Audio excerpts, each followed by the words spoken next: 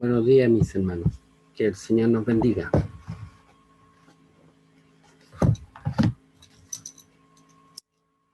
La palabra del Señor, hermanos,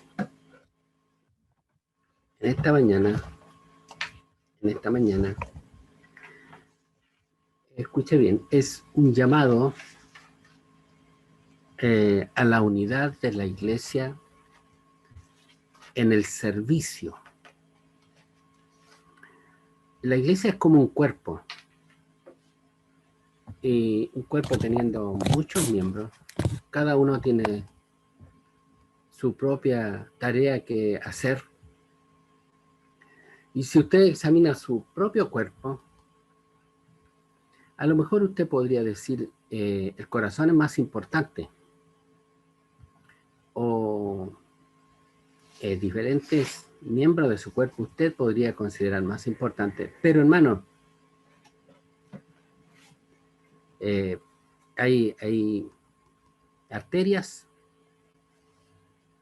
que llevan la sangre, que si esas no funcionan, el corazón tampoco. O sea, se necesitan mutuamente todos, para que el cuerpo ande bien. Todos los miembros del cuerpo tienen que funcionar bien y unánimes, en unidad. Mire su propio cuerpo. ¿Usted cree que el corazón se anda jactando contra los riñones? Quizás diciendo yo soy más importante que ustedes. O quizás haya rivalidad entre ellos.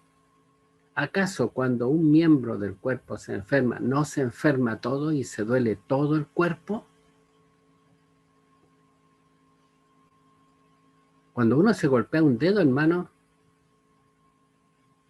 todo el cuerpo se duele y la otra mano va y lo acaricia y los labios lo besan y todos procuran el bien de ese miembro que fue golpeado. Le hago esta explicación para que entienda cuál es la unidad que Dios espera de la iglesia. Porque si hay un problema en los seres humanos, hermano, es el egoísmo. Cada uno ve por sí mismo y que los demás se la arreglen como puedan. Eso está en nuestra naturaleza. El egoísmo es parte de nuestra naturaleza.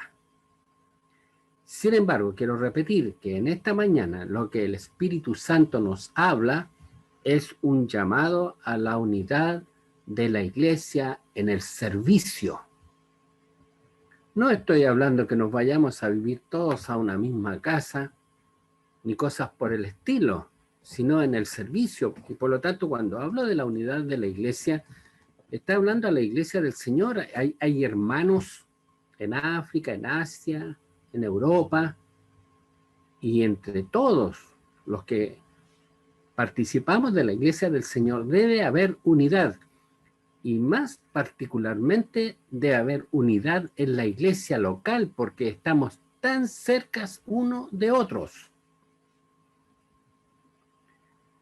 Es tan importante, hermano, que hemos venido viendo primero Efesios, donde nos habla de vestirnos con toda la armadura de Dios, y nos muestra como un verdadero ejército. Algún ejemplo dimos en algún minuto respecto al ejército romano, hermano, que ellos eran capaces de rodearse con escudos, un escuadrón completo, y unos ponían un verdadero muro alrededor de todo el grupo, con puros escudos uno al lado de otro, y luego colocaban escudos sobre su cabeza. Y los historiadores dicen que un carro podía pasar corriendo por arriba de ellos y el grupo se mantenía cerrado, apoyándose unos a otros. Podían estar días enteros combatiendo contra esa unidad, mas no podían con ellos.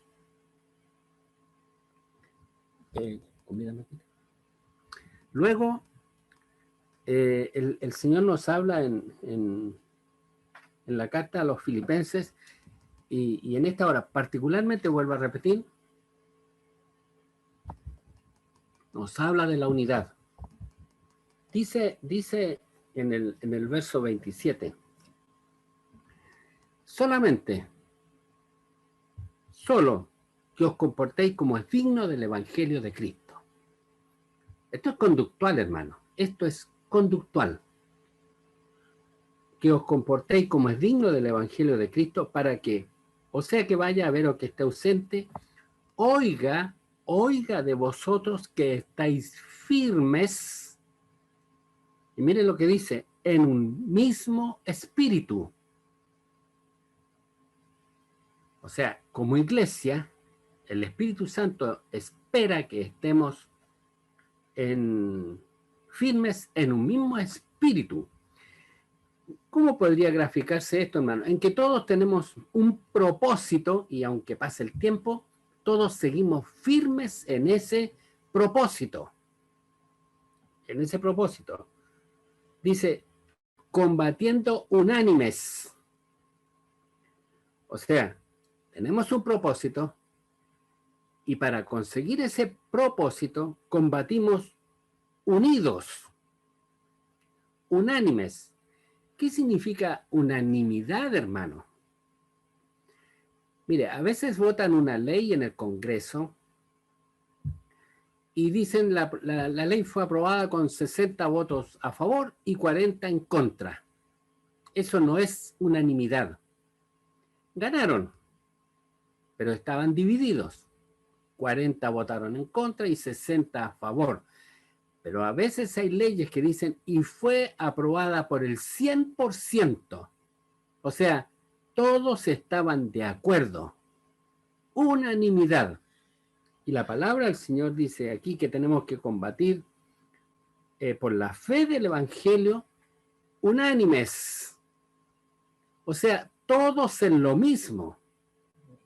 No el 80% de la iglesia, no el 90% de la iglesia, sino que dice unanimidad, totalidad, todos. Todos, dice la palabra del Señor. Y el verso 29 de la escuela pasada también agrega y dice, porque a vosotros os es concedido a causa de Cristo, no solo que creéis en Él, sino que también padezcáis por Él.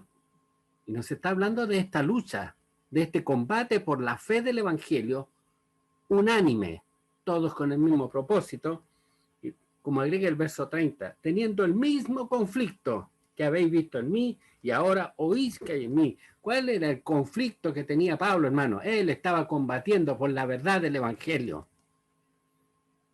Por eso le hablaba en el principio que estaba llamando a una unidad de la iglesia en el servicio, en nuestras actividades como iglesia, en nuestros propósitos como iglesia.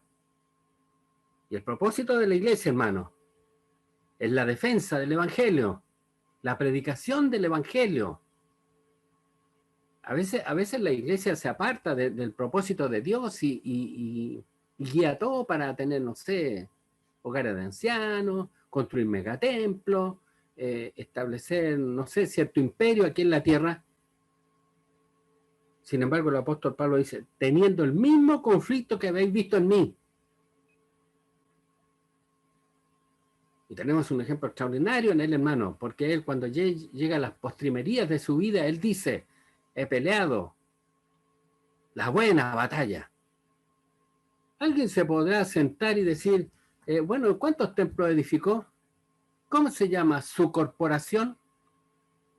¿Cuántos pastores logró? ¿Cuál es la cantidad? Eso no importa, hermano. El propósito es el Evangelio. El Evangelio no es morir y dejar aquí, dejo mi legado, dejo este templo, dejo todos estos templos. No, hermano. El propósito del Evangelio es, o sea, el propósito de la iglesia, dice la iglesia,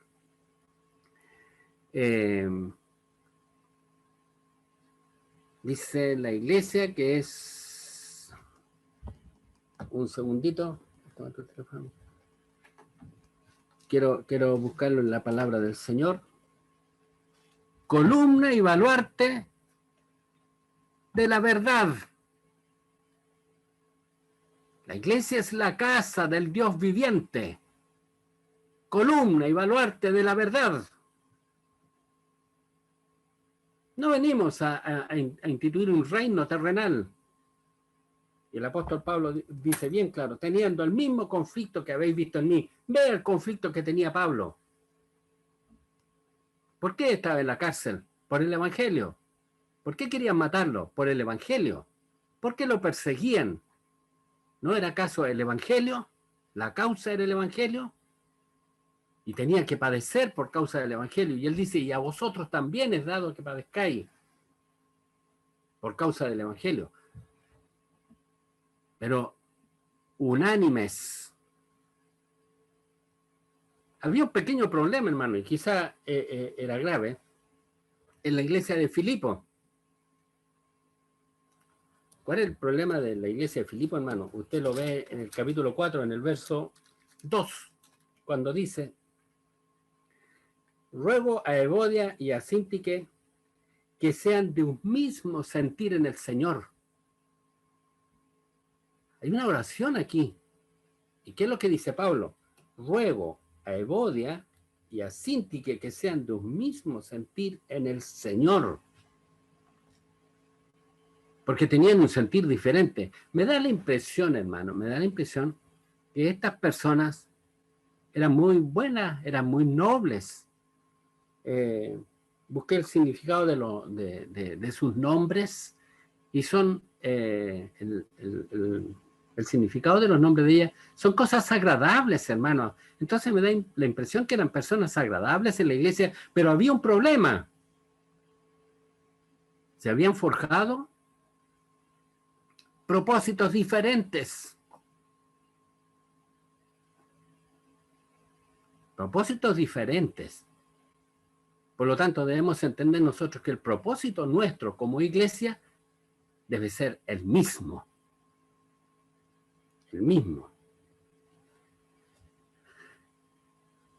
En unidad. Ahora, esta unidad que demanda Dios, no es una unidad inclusiva. Usted debe escuchar mucho en este tiempo esa palabra, inclusiva. Incluirlos a todos, quiere decir. Incluirlos a todos. Y vemos el problema que es asociado. Esta unidad que demanda Dios es exclusiva. No es para todos, hermanos. Es para los que están en unanimidad. Dice en Corintios, en Primera de Corintios, capítulo 11, verso 18, habla de esto y dice, el apóstol Pablo le dice a la iglesia, pues en primer lugar, cuando os reunís como iglesia, oigo que hay entre vosotros disensiones, divisiones, hermano. Y dice, y en parte lo creo, porque es preciso, y escucha este término, es preciso, o sea, es necesario que entre vosotros haya disensiones para que sean manifiestos entre vosotros los que no son aprobados.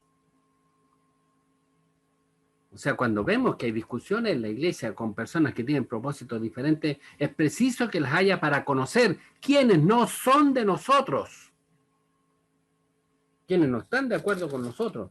Mire, la carta a los Efesios, capítulo 4, del verso 13 en adelante dice, le habla a la iglesia también, le dice, solícitos en guardar la unidad. Resulta que en este tiempo se predica mucho la unidad de los cristianos o quienes dicen ser cristianos.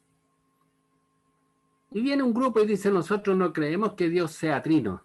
No importa, porque Dios nos mandó a estar unidos. Nosotros creemos en el arrebatamiento. Nosotros no importa, juntémonos nomás. Porque lo importante es estar unidos. Otros vienen y dicen, nosotros no creemos en el reino milenial. Nosotros no creemos que esto sea verdad. Nosotros tenemos una interpretación diferente. ¿Y qué dicen los directores que quieren la unidad? No importa, dicen, dejemos todas esas doctrinas de lado y juntémonos por las que estamos de acuerdo, porque Dios demanda la unidad. Hermano, como dijo una vez un pastor muy conocido de nosotros, pastor Luis Andrade, eso es una bolsa de gato, hermano. ¿Usted ha visto alguna vez una bolsa llena de gatos, hermano? Y la iglesia no está para eso, hermano. ¿Me entiende? Tenemos que estar totalmente de acuerdo, como dice el libro del profeta Osea, cuando dice, ¿andarán dos juntos si no estuvieren de acuerdo? Y por eso quiero insistir, dice, solícitos en guardar la unidad. ¿Pero qué agrega? La unidad del espíritu en el vínculo de la paz. O sea, esta unidad tiene que ser pacífica. ¿Cómo tiene que ser pacífica? Un cuerpo, un espíritu, como fuisteis también llamados, en una misma esperanza de vuestra vocación. Un Señor, una fe, un bautismo. Hermano, un Señor, una fe. Y cuando habla de fe, está hablando de todo el conjunto de doctrinas que están aquí en la Biblia. Y quiero decirle, esta iglesia, a la cual por misericordia yo administro, por dispensación del Espíritu Santo, creemos en el arrebatamiento antes de la gran tribulación. Creemos que Dios nos va a librar de la ira venidera. Creemos que al cabo de 7 años vamos a retornar con Cristo en las nubes y Él vendrá a establecer su reino sobre este mundo. Atará al diablo por 1000 años y nosotros reinaremos con Él. Si tienes una fe distinta, le voy a hacer bien claro, te equivocaste de iglesia, hermano.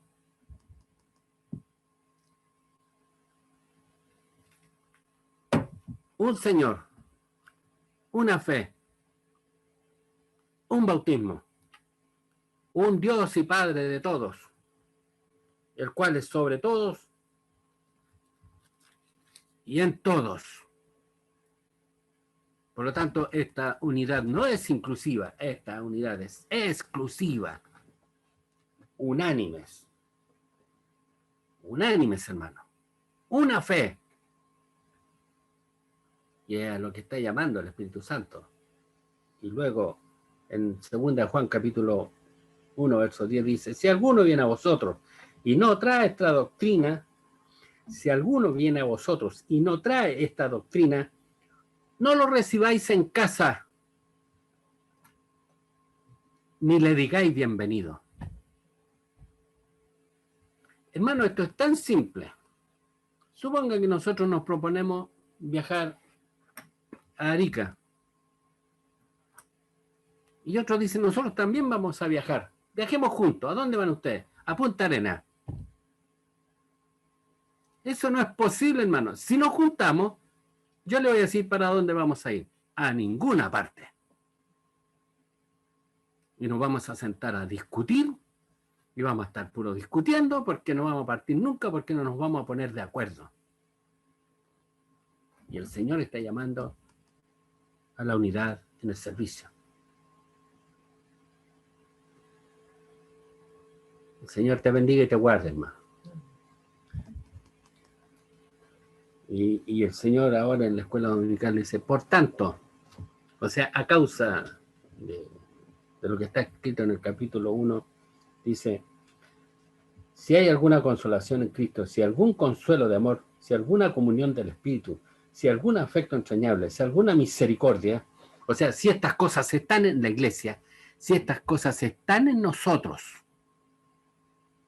hermano, si estas cosas están en nosotros, las voy a repetir, alguna consolación en Cristo, algún consuelo de amor, si alguna comunión del Espíritu, si algún afecto entrañable, si alguna misericordia, si estas cosas están en nosotros, en esta mañana el Señor nos dice, bueno, ahora completen mi gozo. Yo no diría, Señor, pero eso no completa tu gozo. No, hermano, porque falta algo. ¿Qué cosa? Que sientan lo mismo. Lo que acabo de explicar. Teniendo el mismo amor, unánime y sintiendo una misma cosa, un mismo propósito. Una unidad en el espíritu. Por lo tanto, nada hagáis por competencia. La Biblia dice por contienda. Esto no es una competencia, hermano. Recuerde mis palabras del principio cuando le hablé del cuerpo. ¿Usted cree que el corazón está compitiendo con los riñones, hermano? ¿Piensa usted que los ojos están compitiendo con los oídos? ¿Acaso no se apoyan unos a otros y todos sirven a todos? ¿No les sirven los ojos de guía a los pies cuando caminan? ¿No les sirven los ojos a las manos cuando van a hacer una tarea? ¿No les sirven a los ojos los pies cuando los pies los trasladan de un lugar a otro? ¿Algún miembro de su cuerpo se gloría de los demás cuando hace algo? Pues así debe ser el servicio en la casa del Señor. Nada hagáis por contienda o por vanagloria. Muchas veces, casi siempre hacemos cosas, hermano, y queremos el mérito, el reconocimiento. Está en nuestra perversa naturaleza. Y la palabra del Señor dice, antes bien, con humildad, estimando cada uno a los demás como superiores a él mismo. Mi servicio en la iglesia. Mi servicio en la iglesia. Su servicio en la iglesia, con humildad. Y no por vanagloria. Como dijo un hermano con palabras correctas, la humildad, hermano, no está en nuestra naturaleza. Usted carece de humildad. Pero la Biblia sabe que nos enseña que teniendo el Espíritu Santo, la humildad se puede aprender. Hermano, la humildad se aprende. Así que no se ponga a orar y a decirle, Señor, hágame humilde, hágame humilde. No, hermano, actúe humildemente. No se sienta, o más, cuando se sienta pasado a llevar, guarde silencio y pida perdón al Señor. Si alguien le hace algo en la iglesia y usted se siente afectado, guarde silencio. Y si se molestó por dentro, dígase a sí mismo, no, yo voy a refrenar a este soberbio, a este engreído. Yo tenía que haber estado a cargo de eso, piensa el hermano. Pero va a decir, pero Dios es soberano. Y yo voy a reprimir a este engreído que tengo en mí. Y tenga cuidado con la falsa humildad. Hermano, si usted tiene el descaro de decir, no, yo soy humilde, le voy a decir algo. Usted está ciego, hermano. Y no ha entendido nada. Y la palabra del Señor dice, no mirando cada uno por lo suyo propio, sino cada cual también por lo de los demás. Y esto nos habla, hermano, del servicio, del gozo del servicio en la humildad. Porque sepa usted que el que sirve a Dios con humildad tiene gozo. El que sirve con arrogancia, ¿qué tiene? Vanagloria, hermano. Alguien me decía a mí, podíamos hacer algunos estudios bíblicos, ver el esfuerzo que hacen los hermanos y premiar con galvano a los más sobresalientes. Eso es tan humano, hermano, premiar a los mejores. Eso es tan anti-iglesia. Si usted quiere recibir un reconocimiento, hermano, trabaje con humildad. Y si es posible que nadie lo sepa, y mi Padre que ve en los secretos, un día te recompensará en el tribunal de Cristo. Y la gloria que Él te dé en el tribunal de Cristo es para siempre. Acá no le pueden dar una copa que dicen que es de oro porque es amarilla y al poco tiempo está café, hermano. Oxidada.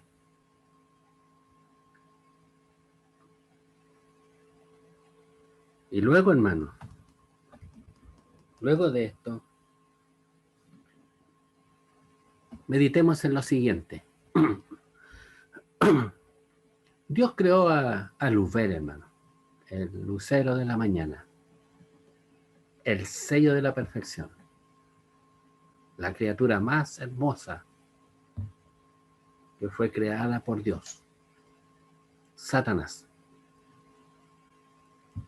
Lo dotó, hermano, de todos los talentos y dones. Una criatura extraordinaria. Sin embargo, a pesar de eso, esta criatura en un momento dijo: iré, subiré, me sentaré y seré semejante a Dios. En otras palabras, yo seré Dios. El anhelo de esa criatura, en vez de tener gratitud hacia su Señor, hacia su Creador, quiso ser Dios. Y Dios lo arrojó a las tinieblas. Él lo arrojó a las tinieblas. Luego creó al hombre, hermano, perfecto, en un lugar ideal y perfecto, como es el paraíso. Lo rodeó de todo bien y misericordia. Le dio todo cuanto el hombre podía necesitar. Nada necesitaba. Era pleno el hombre en el paraíso. Sin embargo, el diablo le dijo: así que Dios te dijo que no comieras de ningún árbol. Respondió el hombre y le dijo: no, dijo, puedo comer de todo, pero de este árbol no. Ah, es que Dios sabe que el día que comas de él, serás semejante a Dios. Y el hombre quiso ser Dios. ¿Qué es lo que está pasando en estos días, hermano, con todas las leyes? El hombre se ha rebelado contra Dios. Y fue castigado, hermano, porque pecó ante Dios. Esos son los sentimientos del diablo. Esos son los sentimientos del hombre. ¿No se contentó Adán con lo que le dieron? ¿Acaso Dios le negó algo? Te enseñorearás de todo, le dijo. Sin embargo, en esta mañana, aquí vemos unos versos que dice: haya pues en vosotros este sentir que hubo también en Cristo Jesús, el cual, siendo Dios. Esto es al revés, hermano. Él era Dios, Él es Dios, y se hizo criatura. Y se hizo criatura. El cual, siendo en forma de Dios, no estimó el ser igual a Dios como cosa a que aferrarse, sino que se despojó a sí mismo, tomando forma de siervo, hecho semejante a los hombres, y estando en la condición de hombre se humilló a sí mismo, haciéndose obediente hasta la muerte y muerte de cruz. Él es el Señor de la gloria. Él es el creador de todas las cosas. Él hizo todo cuanto existe. Sin embargo, Él vino para ser servidor de todos y por medio de su muerte en la cruz, redimirnos del pecado. Él se negó todo, hermano. Incluso siendo hombre, se negó todo lo que un hombre puede tener. Él vivió para hacer la voluntad de Dios. Él no se casó, hermano. Él no tuvo hijos en un sentido humano. Y él lo merecía y habría tenido hijos santos, porque él es santo. Pero murió por nosotros. Y ese es el sentir que Dios dice que debe haber en nosotros. Y no diga, es difícil, es difícil. No, aquí yo veo claramente el Espíritu Santo dice, ¡haya pues! ¡Haya pues! En vosotros este sentir que hubo también en Cristo Jesús. Él se hizo hombre con todas nuestras debilidades. Si Él era idéntico a usted, hermano, pero sin pecado. Y en esa condición, hermano, se hizo obediente. Esto está en Hebreos capítulo 5, hermano, vamos a leerlo rapidito. Dice, Hebreos 5, dice, así tampoco Cristo se glorificó a sí mismo. Somos tan buenos para glorificarnos en el servicio que hacemos en la casa del Señor. De repente se nos sale hasta por los poros, hermano. Nos jactamos de los años que llevamos en el Evangelio. Nos jactamos de nuestras propias experiencias. Nos jactamos de nuestra fe, hermano. Y aquí dice, así tampoco Cristo se glorificó a sí mismo, haciéndose sumo sacerdote, sino quien le dijo, tú eres mi hijo, yo te he engendrado hoy, como también dice en otro lugar, tú eres sacerdote para siempre, según el orden de Melquisedec. Y Cristo, en los días de su carne, ofreciendo ruegos y súplicas con gran con gran clamor y lágrimas, al que le podía librar de la muerte, fue oído a causa de su temor reverente. Y aunque era hijo, por lo que padeció, aprendió la obediencia, y habiendo sido perfeccionado, vino a ser autor de eterna salvación para todos los que le obedecen. Y fue declarado por Dios sumo sacerdote según el orden de Melquisedec. Él aprendió la obediencia, estando en la condición de hombre. Y ahora en nuestro servicio, en la iglesia, porque viene un momento, hermano, y ya es en que va a ser necesario servir en la iglesia, cumplir una labor magnífica que hemos de desarrollar como iglesia antes que el Señor venga. Pero es necesario que lo haga no por vanagloria, no, disculpen la palabra, como decimos, para andar pintando el mono, hermano. Ni te sientas agredido cuando no te toman en cuenta. Aprende de una vez, hermano. Aprenda. A veces hay gente que llega a la iglesia y dice, no, yo no quiero nada, dice, no soy digno de nada, no soy digno de nada. Y yo digo, aquí llegó un soberbio que cree que es digno de todo. Y dice, si a mí me dieran para hacer el baño es suficiente. Y lo colocan a hacer el baño y se va, hermano, porque nunca pensó que lo iban a humillar tanto. Aprenda a conocerse, hermano. Aprenda a conocerse cuando reacciona. Aprende a reconocer soberbio que hay en ti y humíllalo. Acuérdate, todo el que se enaltece será humillado, mas el que sea humillado será enaltecido. Y Dios se humilló hasta el polvo de la muerte. Jesús se hizo hombre y se humilló hasta la muerte y muerte de cruz. Por lo cual Dios también le exaltó hasta lo sumo y le dio un nombre que es sobre todo nombre, para que en el nombre de Jesús se doble toda rodilla de los que están en los cielos, en la tierra y debajo de la tierra, y toda lengua confiese que Jesucristo es el Señor, para la gloria de Dios Padre. Hermanos, hay un premio para la humildad. Hermano, hay un premio para la obediencia. Aquí te van a vejar.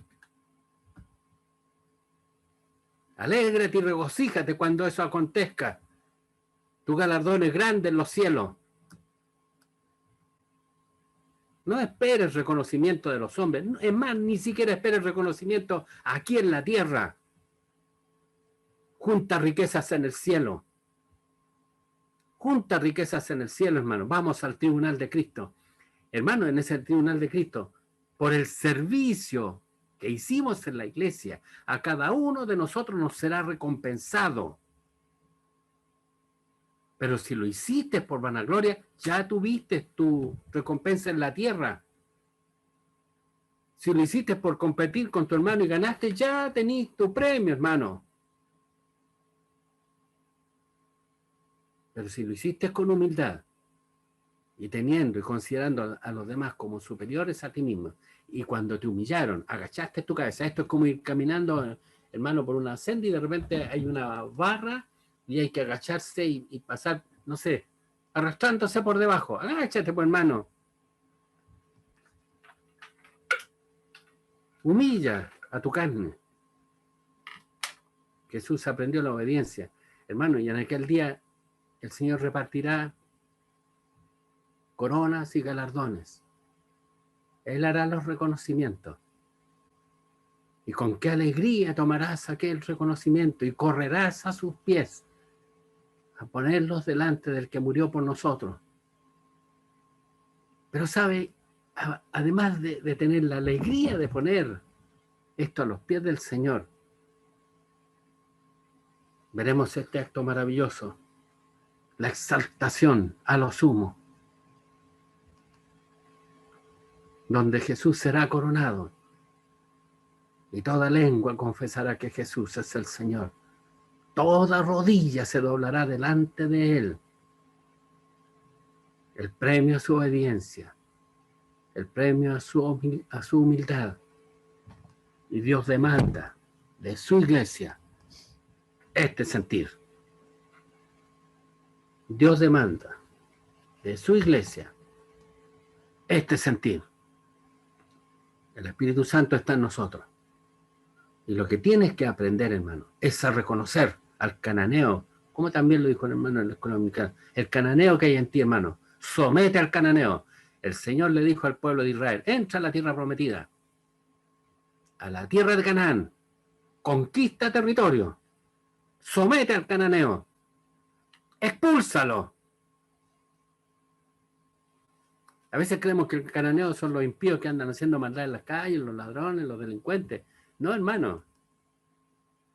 El cananeo es tu naturaleza adámica. Y el Hijo de Dios que está en ti es el Espíritu Santo que Dios puso cuando te engendró por su Espíritu y te dijo, tú eres mi hijo, yo te he engendrado hoy. Pero así como Isaac tenía que luchar contra Ismael, así como Esaú quería asesinar a Jacob, así también nosotros tenemos una lucha intestina y todos tenemos este conflicto. Todos tenemos este conflicto. Por lo tanto, el servicio que hagamos en la iglesia nunca debe tener como propósito nuestra propia gloria, basada en nuestro egoísmo y en la competencia contra nuestro hermano. Le ponía un ejemplo yo a mis hermanos. Si vas corriendo una carrera, estas olimpiadas, van todos deprisa, todos quieren llegar primero. Uno de los que va corriendo se cae, nadie se detiene, hermano, porque el propósito es personal. Pero en esta carrera vas corriendo y no compites con tu hermano. Si lo ves caer, detente. Y cárgalo hasta que se recupere. Y cárgalo hasta que se recupere. La carrera es de los dos. Aquí no hay competencia. Aquí no hay competencia, hermano. Aquí hay afecto, hay misericordia, hay humildad. No mirando solamente por tus cosas, sino también por los de los demás, que fue lo que hizo Cristo. Cuando Él vino, Él fue perfecto, Él nunca pecó. Sin embargo, ¿por qué murió? ¿Acaso murió por Él? ¿Acaso no murió por nosotros? ¿Por los demás? Así también, como Él regaló su vida por nosotros. Ojalá tú puedas regalar tu vida por Él y por tus hermanos. Porque cuando ves a tus hermanos, ese es el cuerpo de Cristo. El Señor te bendiga y el Señor te guarde. Sea el Señor dándonos esta unidad. Y sea esta también nuestra oración, hermano, en esta dirección. En algún momento la iglesia del Señor saldrá y habrá unanimidad, un mismo propósito, un mismo sentir. Las instituciones evangélicas casi todas pelean entre ellas por ser la más grande, por construir el templo más grande, por tener la mayor cantidad de congregación, por ser los más famosos, por pelearse ciertos servicios públicos con las autoridades, por pelearse por cargos que ofrece el gobierno como capellanía y otros servicios. No haya en nosotros este sentir. No haya en nosotros este sentir, sino que hagamos todo con humildad, manteniendo la unidad. Un Señor, una fe y un bautismo. Y no me refiero al bautismo con agua, hermano, porque no está hablando de eso, sino está hablando de una experiencia espiritual. Para mi Señor sea toda honra y gloria, desde ahora y para siempre. Vamos a rogar ahora la bendición al Señor. Incline su cabecita. Eterno Dios y buen Padre amado, primero que nada le rogamos en esta mañana nos perdone, Señor, y nos ayude a luchar con todo sentimiento de vanidad, Señor, y que podamos aprender la obediencia, que nos comportemos humildemente. Permita que también aquellos, Señor, que se jactan de su humildad se den cuenta cuán equivocados están, Señor, porque solamente usted es humilde, Señor.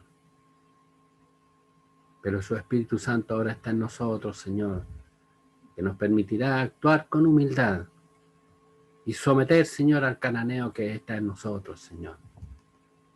Ayúdanos por misericordia a amarnos entrañablemente, Señor. Que comprendamos, vamos todos juntos, somos un solo y maravilloso ejército, Señor. Y la causa es una.